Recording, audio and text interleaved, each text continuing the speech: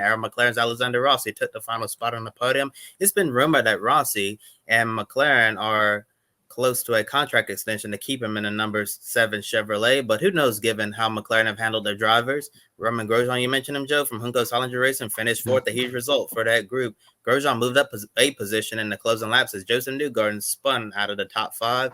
The Team Penske driver ended up finishing a disappointing 19th place, just when it looked like strategy. I put Joseph Newgarden in the hunt for the win. So, Joe, here's my two-part question for you. Will results like this help Alexander Rossi's case for keeping a seat at Arrow McLaren? And does it seem like Grosjean's at his best in an environment with less pressure to perform? It does seem like when it comes to Alexander Rossi, getting these podium finishes, build that momentum up, this is going to help him out when it comes to securing a seat with Arrow McLaren. Because as you mentioned, if Arrow McLaren starts looking at somebody else, we know they're not afraid to say, you're sidelined. I only feel that Rossi still capable of going out there, getting race wins. He's won the Indianapolis 500. He has had overall a pretty good year in that Arrow McLaren car. He should easily, I think, be a no-brainer to essentially be in that seat next year. He's 7th place in the points right now. He has led quite a few laps, 23 laps this year. I just see a win eventually coming. The big thing is, when's that win going to come? And I feel he's not at the point where the Arrow McLaren team are saying, you haven't won yet. You need to start getting wins. If he could keep climbing up, because ahead of him in the points, there's his teammate Paddle Ward, 6th place, but then 5th, Kyle Kirkwood, Colton Herta, Scott Dixon, Will Power.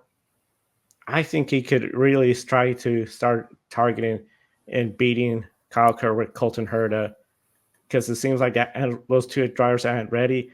They're very hit or miss. They don't have the consistency. If Alexander Rossi could improve his consistency, he could get ahead of them. When it comes to consistency, Roman Grosjean, he needs to have consistent races like this. That's great if he feels less pressure, just more go out there, try to get the best finish you can. Hunko Solinger Racing, this is their best finish. Prior to today, it was Callum Ilot's 5th place finishes that occurred, I believe, 2 times. So Roman Grosjean, he has to feel really good bringing home a 4th place finish. There was one restart earlier where it looked like he could have maybe gotten 3rd place, but the final restart, that was not going to work out for him. But he didn't make any mistakes. He didn't take himself out. I think he is running really smart, and this is the kind of performance Roman Grosjean needs to bring in week and week out. Next race is going to be something where I think he could really shine, because the next race is the Honda Indy 200 at Mid-Ohio. If he could qualify well, because he's still qualifying, had to work his way towards the front. If he could qualify well, be up front at Mid-Ohio all day, he could easily be on the podium. And if he builds up more of this, we've got a couple street courses. Portland is not exactly one of his strong tracks. You got then essentially a couple of races where I think he might get a win, but Mid-Ohio will be a great opportunity before we head to the ovals, Toronto, Portland, and then more ovals. Looking at Rossi and Grosjean, very interesting looking at their cases out for Alexander Rossi. I think it would be the smart decision for Arrow McLaren to bring him back in that number 7 Chevrolet. As we know, with the number 6 car, which we'll talk about in a moment, it's just been nothing but musical chairs. And I think keeping Rossi in that seat another year would be really good for consistency matter. And I think Rossi is also proving, that he can put together complete races and get good results like he got today. So if Rossi returns to that number 7, it would not surprise me at all, and I think he deserves to return to that seat. But obviously, I'm sure Arrow McLaren is going to continue to do their homework to see who's available, to see who they could potentially put in that ride. But like I've said, and as has been rumored, Rossi and McLaren are really close to a deal there. But certainly, getting a podium at Laguna Seca doesn't hurt his case at all. And Grosjean, it really does seem like he performs at his best in an environment where he's not expected to win. We saw he struggled at the Andretti Global when when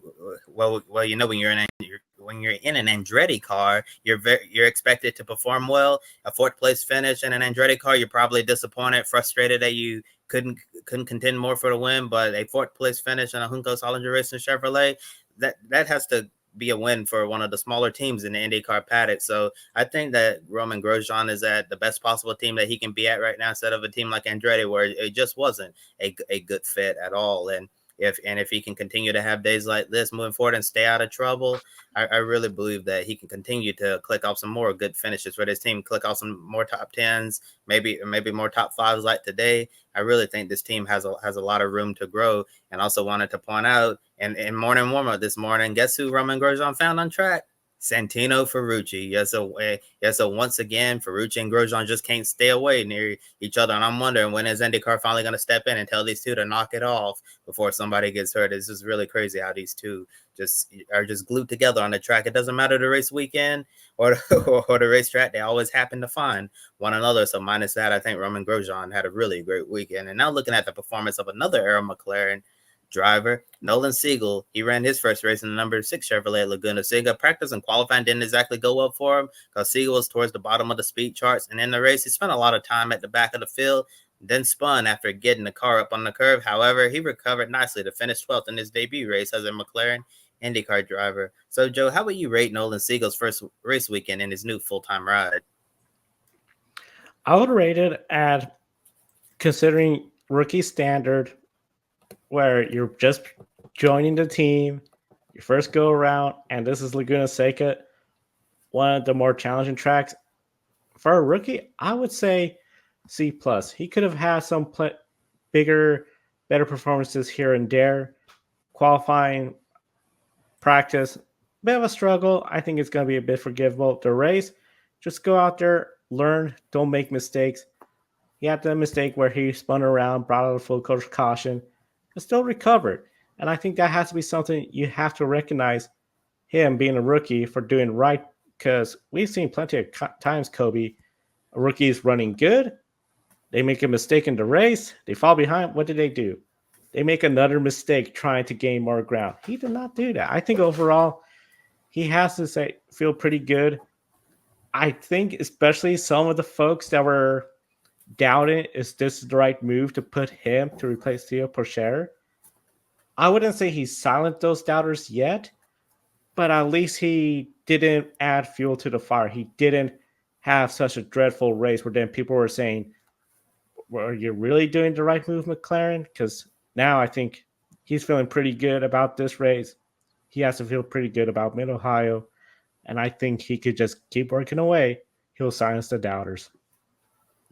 Yeah, I think Nolan Siegel has to look at this weekend and take it as a win for him, because when you're a young driver who hasn't raced as much in the NTT IndyCar series, you're just a rookie. You have to ask yourself, did I grow from the beginning to the start?